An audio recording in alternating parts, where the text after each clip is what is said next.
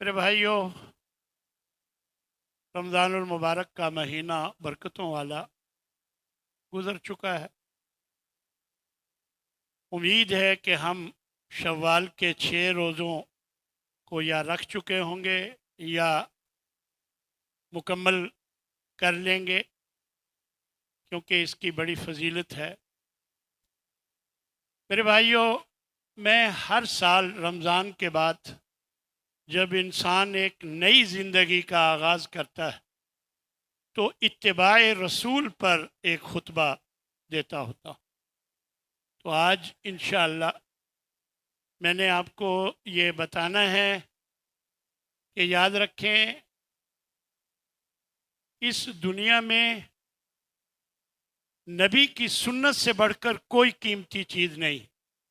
اللہ تبارک و تعالی نے اپنا قرآن اتارا، اس کے بعد نبی کی سنت ہمارے ذمے لگائی کہ ہم نبی کی اطاعت کریں۔ تو قرآن و سنت سے بڑھ کر کوئی چیز دنیا میں قیمتی نہیں ہے۔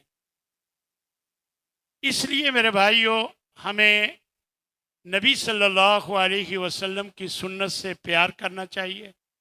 آپ کی محبت اسی میں ہے، آپ سے محبت کا دعویٰ اسی صورت میں پورا ہوتا ہے کہ ہم نبی صلی اللہ علیہ وسلم کی سنت کو اپنانے والے ہوں۔ اللہ تبارک و تعالیٰ نے یہی بات اس آیہ مبارکہ میں بیان فرمائی ہے، قُلْ إِن كُنتُمْ تُحِبُّونَ اللَّهَ فَاتَّبِعُونِ، کہ اے نبی ان کو بتا دو کہ اگر تمہیں اللہ سے محبت کا دعویٰ ہے تو میری پیروی کرو۔ یعنی میری پیروی کرنے سے تمہارے اللہ سے محبت کا دعویٰ واضح ہوتا ہے، ظاہر ہوتا ہے، مکمل ہوتا ہے۔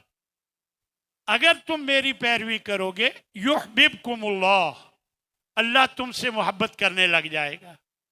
یعنی گویا نبی صلی اللہ علیہ وسلم کی پیروی سے ہمیں اللہ کی محبت مل سکتی ہے۔ پھر وَيَغْفِرْ لَكُمْ ذُنُوبَكُمْ، تمہارے گناہوں کو معاف کر دے گا۔ واللہ غفور الرحیم، اور اللہ بہت بخشنے والا، بڑا مہربان۔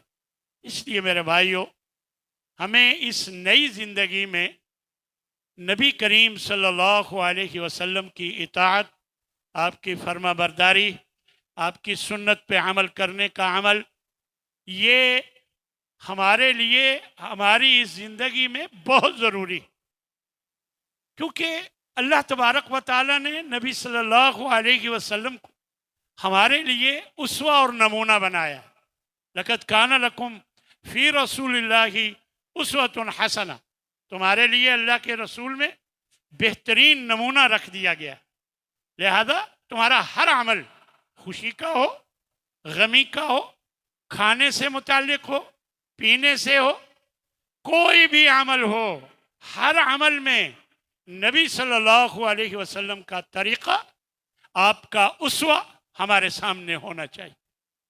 ہمارا کھانے کا طریقہ نبی صلی اللہ علیہ وسلم کے مطابق ہو، ہماری خوشی کا اظہار نبی صلی اللہ علیہ وسلم کے مطابق ہو، ہماری غمی کا اظہار نبی صلی اللہ علیہ وسلم کے طریقے کے مطابق ہو، کیونکہ ہم اس وقت تک مومن بن ہی نہیں سکتے جب تک ہم نبی کے لائے ہوئے دین پر نہ چلیں۔ یہی بات نبی صلی اللہ علیہ وسلم نے فرمائی تھی کہ لا یؤمن احدکم حتی یکون ہواہ تبعا لما جئت بہ، تم مومن بن ہی نہیں سکتے ہو جب تک کہ جو میں لایا ہوں تمہاری خواہشات اس کے تابع نہ ہو جائیں، تمہاری خواہشات اس کے تابع نہ ہو جائیں، جو دین میں لے کر آیا ہوں اس وقت تک تم مومن بن ہی نہیں سکتے۔ میرے بھائیوں، بڑی اہم بات ہے جو میں آپ کے سامنے رکھ رہا ہوں۔ ہم اپنے آپ کو مومن کہتے ہیں اور اپنی مرضی کرتے ہیں، اپنے طریقے اپناتے ہیں، بزرگوں کے طریقے اپناتے ہیں، اور کبھی نہیں دیکھتے کہ نبی صلی اللہ علیہ وسلم کا کیا طریقہ ہے، اس کی پرواہ نہیں کرتے۔ تو ہمیں یہ یاد رکھنا چاہیے کہ ہم اس وقت تک مومن نہیں ہو سکتے جب تک جو نبی صلی اللہ علیہ وسلم دین لائے ہیں ہماری خواہشات اس کے تابع نہ ہو، اس کے مطابق نہ ہو جائیں۔ اسی طرح ایک اور موقع پر آپ صلی اللہ علیہ وسلم فرماتے ہیں لا یؤمن احدکم حتی اکون احب الیہ من والدہ وولدہ والناس اجمعین، تم اس وقت تک مومن نہیں ہو سکتے جب تک کہ تمہارے دلوں میں میری محبت تمہارے ماں باپ سے، تمہاری اولاد سے، سب لوگوں سے زیادہ نہ ہو۔ نبی سے محبت ہوگی تو ان کی پیروی کریں گے۔ اس لیے اس وقت تک تم مومن نہیں بن سکتے جب تک اپنی اولاد سے، اپنے ماں باپ سے اور تمام لوگوں سے زیادہ مجھ سے محبت نہ کرنے لگ جاؤ۔ حضرت عمر رضی اللہ تعالی عنہ اس موقع پر موجود تھے۔ کہنے لگے یا رسول اللہ، آج سے میں آپ کو اپنی اولاد سے، اپنے ماں باپ سے، اپنی اولاد سے اور سب لوگوں سے زیادہ آپ سے محبت کرتا ہوں، آپ سوائے اپنی جان۔ تو آپ نے فرمایا عمر اس وقت تک بات نہیں بنتی جب تک اپنی جان سے بھی زیادہ مجھ سے محبت نہ۔ تو حضرت عمر رضی اللہ تعالی عنہ فوراً یہ فرمانے لگے کہ یا رسول اللہ، آج سے میں اپنی زندگی سے بھی آپ سے زیادہ محبت کرتا ہوں۔ تو میرے بھائیوں، یہ بہت ضروری ہے کہ ہم نبی صلی اللہ علیہ وسلم سے محبت کرنے والے ہوں۔ پھر صرف خالی محبت یہ کافی نہیں، نبی صلی اللہ علیہ وسلم سے محبت کے جو تقاضے ہیں وہ ہمیں سمجھنے چاہیے، اور وہ سب سے پہلا تقاضا ہے کہ آپ کی ہر بات مانی جائے، دل سے تسلیم کی جائے اور اس کے مطابق عمل کیا جائے۔ آپ صلی اللہ علیہ وسلم کی محبت یاد رکھیں ایمان کا جز ہے، اس کا دنیا میں بھی اللہ فائدہ دیتا ہے، آخرت میں بھی اللہ فائدہ دے۔ اس لیے میرے بھائیوں، ہمیں نبی صلی اللہ علیہ وسلم کا اسوہ ہر معاملے میں اپنانا چاہیے۔ حضرت موسیٰ علیہ السلام بھی آج اگر آ جائیں، وہ بھی نبی صلی اللہ علیہ وسلم کی پیروی کریں۔ حضرت عمر رضی اللہ تعالیٰ عنہ ایک مرتبہ تورات کا ایک ورق پڑھ رہے تھے اور نبی صلی اللہ علیہ وسلم غصے میں تھے۔ انہوں نے آپ صلی اللہ علیہ وسلم کی طرف نہیں دیکھا، پڑھی جا رہے تھے۔ حضرت ابوبکر صدیق بھی وہاں موجود تھے رضی اللہ تعالی عنہ۔ حضرت عمر سے کہنے لگے الا تنظر الی وجہ رسول اللہ، اے عمر کیا آپ رسول اللہ صلی اللہ علیہ وسلم کے چہرے کی طرف نہیں دیکھ رہے کہ وہ کتنے غصے میں؟ جیسے ہی دیکھا تو کہنے لگے حضرت عمر رضی اللہ تعالی عنہ اعوذ باللہ من غضب اللہ و غضب رسول اللہ، میں اللہ اور اس کے رسول کے غصے سے پناہ مانگتا ہوں۔ اور فرمانے لگے رضینا باللہ ربا وبالاسلام دینا وبمحمد صلی اللہ علیہ وسلم نبیا، کہ ہم اللہ کے رب ہونے پر، محمد صلی اللہ علیہ وسلم اسلام کے دین ہونے پر اور محمد صلی اللہ علیہ وسلم کے نبی ہونے پر راضی۔ پھر اس کے بعد نبی صلی اللہ علیہ وسلم فرماتے ہیں والذی نفس محمد بیدہ، اس ذات کی قسم جس کے قبضہ قدرت میں میں محمد صلی اللہ علیہ وسلم کی جان ہے، لو بدا لکم موسیٰ فاتبعتموہ وترکتمونی لضللت، کہ اگر موسیٰ بھی زندہ ہو کر آ جائیں اور تم ان کی پیروی کرو اور مجھے چھوڑ دو تو تم گمراہ ہو جاؤ۔ آپ اندازہ لگائیں کہ حضرت موسیٰ اپنے نبی کے، اپنے وقت کے نبی ہیں، اور اس وقت جب وہ نبی تھے ان کی پیروی عین اسلام تھا، اور اب نبی صلی اللہ علیہ وسلم کے آنے کے بعد اگر موسیٰ بھی آ جائیں ان کی پیروی کی جائے اور آپ کی پیروی کو چھوڑ دیا جائے تو یہ گمراہی ہے۔ اللہ کے نبی فرما رہے ہیں۔ مجھے بتائیں، وہ تو اپنے وقت کے نبی تھے، ان کے بارے میں تو اللہ کے نبی نے یہ فرمایا، اور اگر ہم آج کسی امتی کو جو امام ہو نبی کی بات چھوڑ کر ان کی باتوں کو ماننے لگ جائیں تو ہمارا کیا بنے گا؟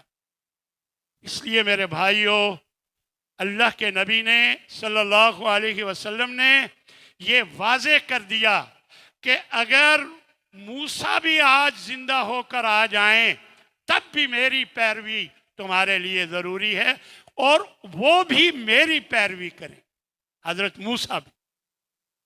اس لیے میرے بھائیوں، ہمیں اس بات کو سمجھنا چاہیے اور اپنے آپ کو نبی صلی اللہ علیہ وسلم کی پیروی کرنے والا بنانا چاہیے۔ محمد فرق بین الناس کہ ایک روایت میں آتا ہے کہ کچھ فرشتے نبی صلی اللہ علیہ وسلم کے پاس آئے اور کہنے لگے آپس میں ایک دوسرے سے کہ اس تمہارے ساتھی کی، نبی صلی اللہ علیہ وسلم کی طرف اشارہ کر کے آپس میں فرشتے کہنے لگے تمہارے اس ساتھی کی ایک مثال ہے، وہ بیان کرو۔ تو دوسرے ساتھی کہنے لگے انہو نائم، وہ تو سوئے ہوئے ہیں۔ تو پھر یہ کہنے لگے دوسرے کہ جی وہ آنکھیں سوئی ہوئی ہیں، دل جاگ رہا ہے۔ چنانچہ پھر انہوں نے مثال بیان کی اور کہا کہ ان کی مثال ایسے ہے جیسے ایک شخص ہو، وہ ایک گھر بنائے اور گھر بنا کر اس میں ایک دسترخوان لگا دے، اور پھر ایک پکارنے والے کو بھیجے کہ جاؤ منادی کرو، لوگوں کو کہو کہ آؤ اس دسترخوان سے، اس گھر میں دسترخوان سے کھا لو۔ تو جو آ جائے گا وہ دسترخوان سے کچھ کھا لے گا، اور جو نہیں آئے گا وہ نہیں کھائے گا، نہیں کھا سکے گا۔ تو پھر فرشتے آپس میں کہنے لگے کہ یہ مثال، اس کی وضاحت بھی کر دیجئے، اولوہا، اس کی وضاحت کر دیں۔ وہ پھر وہی سوال، وہی انہوں نے کہا کہ جی وہ تو سوئے ہوئے ہیں۔ تو جواب ملا کہ آنکھیں سوئی ہیں، دل جاگ رہا ہے، آپ بیان کیجئے۔ اور تو پھر انہوں نے یہ وضاحت کی کہ الدار الجنہ، وہ گھر وہ جنت ہے، اور فرمایا والداعی محمد صلی اللہ علیہ وسلم، اور جو پکارنے والا ہے وہ محمد صلی اللہ علیہ وسلم ہے۔ فمن اطاع محمدا فقد اطاع اللہ، جو محمد صلی اللہ علیہ وسلم کی اطاعت کرے گا وہ اللہ کی اطاعت کرے، کیونکہ اللہ نے انہیں بھیجا۔ اور ومن عصى محمدا فقد عصى اللہ، اور جو محمد صلی اللہ علیہ وسلم کی نافرمانی کرے گا، نہیں مانے گا، تو وہ اللہ کی نافرمانی کرتا ہے۔ تو آخری جملہ فرمایا محمد فرق بین الناس، محمد معیار ہیں لوگوں کے درمیان، حق اور باطل کا معیار ہیں۔ جو محمد صلی اللہ علیہ وسلم کی مانتا ہے، اس کے مطابق چلتا ہے، وہ حق پر ہے، اور جو نہیں مانتا وہ حق پر نہیں۔ گویا محمد صلی اللہ علیہ وسلم معیار ہیں اس بات کا کہ جو ان کی پیروی کرے گا وہی حق پر ہے۔ تو میرے بھائیو، اتنا واضح مثال کے ساتھ اللہ نے فرشتوں کے ذریعے یہ بات سمجھائی ہے کہ محمد صلی اللہ علیہ وسلم ہی معیار، کوئی امام، کوئی بزرگ، کوئی معیار نہیں، اصل محمد صلی اللہ علیہ وسلم ہی معیار ہیں حق اور باطل کے درمیان۔ جو ان کی مانے گا وہ حق پر ہے، اور جو ان کے خلاف چلے گا وہ ناحق، وہ غلط۔ اس لیے میرے بھائیوں، اس بات کو اچھی طرح سمجھ لیں کہ محمد صلی اللہ علیہ وسلم کی مخالفت جو ہے جہنم میں انسان کو لے جاتی ہے۔ یاد رکھو ومن یشاقق الرسول، اللہ فرماتا ہے کہ جو بھی رسول کی مخالفت کرے گا من بعد ما تبین لہ الہدی، اس کے بعد کہ اس کے پاس ہدایت واضح ہو گئی، وَيَتَّبِعْ غَيْرَ سَبِيلِ الْمُؤْمِنِينَ، مومنوں کا راستہ چھوڑ کر کوئی اور راستہ اپنائے گا، نُوَلِّهِ مَا تَوَلَّى، ہم جانے دیتے ہیں جدھر جاتا ہے، جدھر جاتا ہے جانے دیتے ہیں، لیکن یاد رکھے وَنُصْلِهِ جہنم، ہم اسے جہنم رسید کریں گے، ہم اسے جہنم میں بھیجیں گے۔ اور فرمایا وَسَاءَتْ مَصِيرًا، جہنم بہت برا ٹھکانہ ہے، بہت برا ٹھکانہ۔ اس لیے میرے بھائیوں، نبی کی اطاعت آپ کو جنت میں لے جائے گی۔ من اطاعنی دخل الجنہ ومن عصانی فقد ابی۔ ایک روایت میں نبی صلی اللہ علیہ وسلم نے یہ فرمایا کہ کل امتی یدخلون الجنت الا من ابی، میری ساری امت جنت میں چلی جائے گی مگر خود جو جنت میں جانے سے انکار کر۔ صحابہ نے پوچھا یا رسول اللہ، کیا کوئی جنت میں جانے سے بھی انکار کرتا ہے؟ آپ نے فرمایا من اطاعنی دخل الجنہ ومن عصانی فقد ابی، جس نے میری ہر بات مانی، ہر بات میری تسلیم کی، میری اطاعت کی، وہ تو جنت میں چلا جائے گا۔ ومن عصانی، جس نے کسی ایک بات کا بھی انکار کر دیا، ایک بات کا بھی انکار کر دیا، فرمایا فقد ابا، گویا وہ جنت میں جانے سے انکاری ہے۔ اس لیے میرے بھائیوں، نبی صلی اللہ علیہ وسلم کی اطاعت میں جنت ملتی ہے اور نبی صلی اللہ علیہ وسلم کی مخالفت میں جہنم میں جانا پڑے گا۔ اس لیے ہمیں نبی صلی اللہ علیہ وسلم کی اطاعت اور فرما برداری، آپ کی اتباع، ہمیں اس کی کوشش کرنی چاہیے ہر معاملے میں۔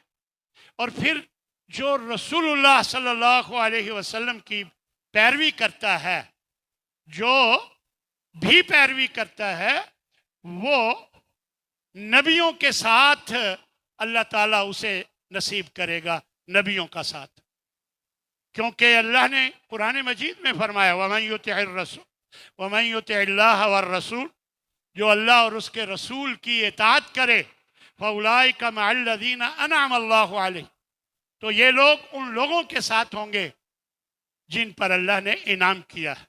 وہ کون ہیں؟ من النبیین، نبیوں میں سے، والصدیقین، صدیقین میں سے، والشہداء، اور شہداء میں سے، والصالحین، اور نیک لوگوں میں سے، وحسن اولئک رفیقا، اس سے بڑھ کر بہتر ساتھ ہو ہی نہیں سکتا۔ جو نبی کی اطاعت اور فرما برداری کرے گا تو اسے نبیوں کا، صالحین کا، صدیقین کا، شہداء کا جو ساتھ ہے وہ نصیب ہو۔ اس لیے میرے بھائیوں، کوشش کرو کہ آپ کا ہر عمل نبی کریم صلی اللہ علیہ وسلم کے فرمان کے مطابق، یہ نہ ہو کہ کل قیامت کے دن آپ جیسا کہ اللہ تبارک و تعالیٰ نے بتایا اس شخص کی طرح ہوں کہ افسوس کا اظہار کرنے لگے۔ فرمایا یوم یعض الظالم علی یدیہ، اس دن اپنے ہاتھوں کو چبائے گا ظالم، جو نافرمانی کرنے والا، منمانی کرنے والا، خواہشات کی پیروی کرنے والا، اپنے ہاتھوں کو چبائے گا اور کہے گا یا لیتنی اتخذت مع الرسول سبیلا، اے کاش میں رسول کا راستہ اپناتا۔ اس وقت افسوس کرے گا اور کہے گا یا ویلتا، ہائے میری ہلاکت، لیتنی لم اتخذ فلانا خلیلا، اے کاش میں فلاں کو دوست نہ بناتا، لقد اضلنی عن الذکر، مجھے اس نے اصل ذکر سے گمراہی کی طرف وہ لے گیا، بعد اذ جاءنی، اس کے بعد کہ یہ ذکر، یہ نصیحت میرے پاس آئی، پھر وہ مجھے میرا साथी मुझे उसकी तरफ ले गया, गुमराही की तरफ, और उस वक़्त ये अफसोस करके कहेगा वकान शैतान लिल इंसान खजूला, शैतान है ही इंसान को रुसवा करने वाला। इसलिए शैतान के पीछे लगने की बजाय अल्लाह और उसके रसूल की इताअत और फर्माबरदारी बहुत ज़रूरी। इसी तरह एक और मौके पर भी अल्लाह तबारक व तआला ने ये बात बयान फरमाई है कि यौम तुकल्लबु वजूहुहुम फिन्नार, जहन्नमियों के चेहरे उलट पुलट किए जाएंगे, उलट पुलट किए जाएंगे जहन्नमियों के चेहरे। जहन्नमियों में जैसे मकाई के सिट्टे को उलट पुलट करके हर तरफ से गरमाइश पहुंचाई जाती है, ऐसे जहन्नमियों को हर तरफ से उलट पुलट किया जाएगा, उनके चेहरों को फिन्नार, आग में। तो तकलीफ से कहेंगे या लैतना अताअना अल्लाह व अताअना रसूला, कहेंगे ऐ काश हम अल्लाह और उसके रसूल की इताअत करते। इन्ना अताअना सादतना, हमने अपने सरदारों की इताअत की, व कुबराअना, और अपने बुजुर्गों की, वडेरों की, बुजुर्गों की इताअत की। फ़अज़ल्लूना सबीला, उन्होंने हमें गुमराह कर दिया। रब्बना आतिहिम ज़िअफ़ैन मिनल अज़ाब, उस वक़्त कहेंगे कि अल्लाह इनको, जिन्होंने हमें गुमराह किया, इनको डबल अज़ाब दे, इनको डबल अज़ाब दे, क्योंकि इन्होंने हमें गुमराह किया। वलअनहुम लानन कबीरा, और ऐ अल्लाह इन पर लानत भेज, बहुत ज्यादा लानत।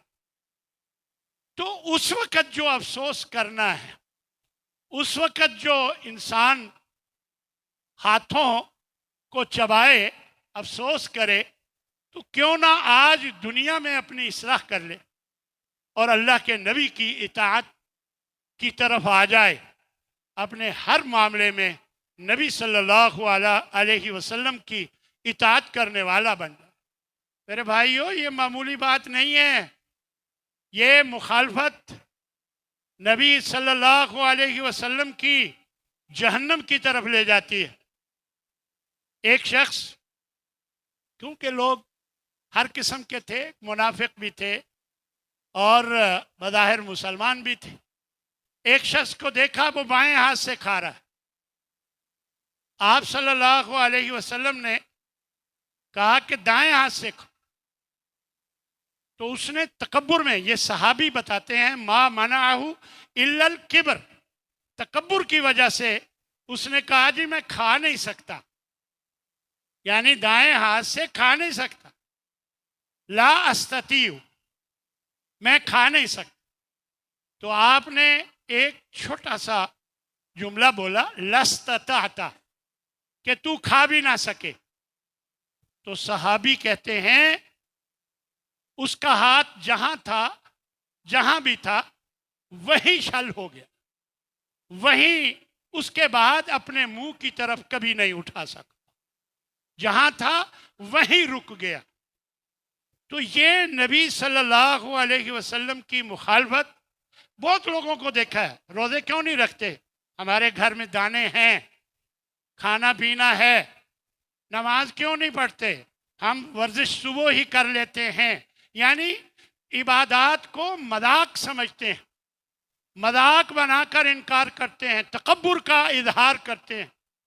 तो ये तकब्बुर के, देखिए, इबरत के लिए अल्लाह एक आदमी ऐसी चीजें दिखाता है, ये नहीं है कि हर एक के लिए ऐसा होता है। इबरत के लिए अल्लाह दिखाता है ऐसे एक दो नमूने, ताकि बाकी लोग इबरत हासिल कर लें। इसलिए मेरे भाइयों, हमें अल्लाह से डरना चाहिए और कोशिश करनी चाहिए कि नबी की सुन्नत पे ऐसे डट जाएं, कोई रोकने वाला रोके, कोई भी कदगन लगाए, परवाह ना की जाए। हजरत मालिक बिन अनस, एक सहाबी हैं अनस बिन मालिक, ये इमाम है मालिक बिन अनस। تو ان کے بارے میں آتا ہے کہ اس دور کے بادشاہ نے یہ فتویٰ چاہا کہ زبردستی کی طلاق ہو جاتی ہے، زبردستی کی طلاق ہو جاتی ہے، یہ فتویٰ چاہا۔ تو اس وقت کے آپ کو پتہ ہے ہر دور میں بکاؤ علماء مل جاتے ہیں، اس دور کے کچھ علماء نے یہ فتویٰ دے دی، لیکن حضرت مالک بن انس رحمۃ اللہ علیہ نے کہا کہ ایسا ہرگز نہیں، کہ میرے نبی نے فرمایا ہے کہ زبردستی کی طلاق نہیں ہوتی۔ زبردستی کی طلاق سے مراد میں پستول پکڑوں اور آپ سے کہوں دے اپنی بیوی کو طلاق، دے اپنی بیوی کو طلاق، نہیں تو میں تجھے گولی سے مار دوں، اور آپ ڈر کے مارے کہ یہ کہیں مار ہی نہ دیں اور کہہ دیں میں نے اپنی بیوی کو طلاق دی، تو یہ طلاق نہیں ہوتی، یہ طلاق نہیں ہوتی۔ اس دور کے بادشاہ نے کسی کی بیوی پہ قبضہ کرنا تھا اور اس کو یہ فتویٰ چاہیے تھا، تو علماء نے یہ فتویٰ، اس وقت کے بکاؤ علماء نے یہ فتویٰ دے دی۔ چنانچہ حکومت ہوتی ہے، ان کے پاس طاقت ہوتی ہے۔ حضرت مالک بن انس کو گدھے پر سوار کیا گیا، ان کے منہ پر کالک ملی گئی، بازاروں میں پھرایا گیا، جس چوراہے پر وہ جاتے تھے وہ اونچی آواز میں کہتے تھے کہ سن لو، میں پہلے بھی کہتا تھا اب بھی کہتا ہوں کہ زبردستی کی طلاق نہیں ہوتی، کیونکہ میرے نبی نے یہ فرمایا۔ ہر چوراہے پر یہ اعلان کرتے تھے۔ تو میرے بھائیوں، یہ استقامت نبی کی سنت پر، نبی صلی اللہ علیہ وسلم کی فرمان پر، یہ استقامت ہمارے اندر بھی ہونی چاہیے۔ صحابہ میں بڑا اس بارے میں بڑی فکر مندی ہوتی تھی کہ اگر نبی صلی اللہ علیہ وسلم نے فرما دیا ہے تو اب یہ ہو ہی نہیں سکتا کہ ہم نہ کریں۔ ایک صحابی عروہ رضی اللہ تعالی عنہ کہتے ہیں حضرت ابن عباس سے رضی اللہ تعالی عنہ، کہتے ہیں کہ آپ حج تمتع کا کیوں آپ لوگوں کو اجازت دیتے ہیں؟ حضرت ابو بکر اور حضرت عمر تو حج تمتع کے قائل نہیں تھے۔ تو وہ سخت ناراض ہوئے۔ حضرت ابن عباس فرمانے لگے کہ مجھے نہیں لگتا کہ اس وقت تک بعد آؤ گے جب تک تم پر اللہ کا عذاب نہ آ جائے۔ نحدثکم عن رسول اللہ وتحدثون ابو بکر و عمر، میں تمہیں رسول اللہ کی بات بتاتا ہوں اور تم ابو بکر اور عمر کی بات کرتے ہو۔ یعنی اس کا معنی یہ ہے کہ صحابہ میں بھی نبی کی سنت کے مقابلے میں اگر صحابی کی بات ہوتی تھی تو پرواہ نہیں کرتے۔ صحابی بھی حضرت عمر اور حضرت ابو بکر جیسے۔ تو کہتے ہیں کہ تم اس وقت تک بعد نہیں آؤ گے کہ جب تک تم پر اللہ کا عذاب نہ آ جائے۔ یعنی نبی کی مخالفت پر اللہ کا عذاب آ سکتا ہے۔ اس لیے میرے بھائیوں، اس بات کو سمجھیں، یہ کوئی چھوٹی موٹی بات نہیں ہے۔ نبی صلی اللہ علیہ وسلم کی اطاعت آپ کی زندگی کے ایک ایک حصے میں نظر آنی چاہیے۔ آپ کی اتباع، آپ کی فرما برداری آپ کی زندگی میں نظر آنی چاہیے۔ امام مالک کے بارے میں آتا ہے کہ وہ فرماتے ہیں، بلکہ انہوں نے ایک کتاب احادیث اور اقوال صحابہ پر مشتمل موطا امام مالک، آپ نے سنا ہوگا، کتاب لکھی۔ جب وہ فوت ہونے لگے اس کتاب میں انہوں نے احادیث بھی جمع کی، اقوال صحابہ اور اقوال تابعین بھی جمع کیے۔ تو وہ کہتے ہیں جب فوت ہونے لگے، اے کاش میں صرف حدیث رسول جمع کرتا، دوسروں کی بات کا کیا اعتبار ہے، دوسروں کی بات کا کیا اس کی حیثیت، کاش میں صرف حدیث رسول جمع کرتا۔ یعنی یہ فوت ہوتے وقت انہوں نے یہ کہا۔ تو میرے بھائیوں، اب آخری بات سن لیجئے کہ امام کی رائے، اس کی رائے، اس کا فیصلہ، اس کی ججمنٹ ہوتی ہے. جس طرح جج کے فیصلے، ججمنٹ کو اپیل کیا جا سکتا ہے، اسی طرح یہ جتنے امام ہیں، امام شافعی رحمۃ اللہ علیہ، امام ابو حنیفہ رحمہ اللہ، امام مالک رحمہ اللہ، امام احمد بن حنبل رحمہ اللہ، یہ سب قابل قدر شخصیات ہیں. انہوں نے اپنے اپنے دور میں دین کی خدمت کی، اس میں کوئی شک نہیں. لیکن ان کی باتیں، ان کی ججمنٹ دین نہیں ہو سکتی. ان کی ججمنٹ قابل عمل ہو سکتی ہے، قابل عمل ہو سکتی ہے، لیکن دین نہیں ہو سکتی. جس طرح ایک جج کے فیصلے کو اپیل اس پر کی جا سکتی ہے کہ ہم نہیں مانتے، اسی طرح ان تمام ائمہ دین کے فیصلے پر اپیل کی جا سکتی ہے.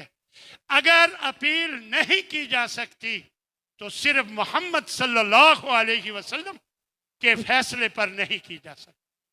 یہ ججمنٹ، یہ ان کا فیصلہ ہے، یہ ان کی رائے ہے، دین نہیں ہو سکتا.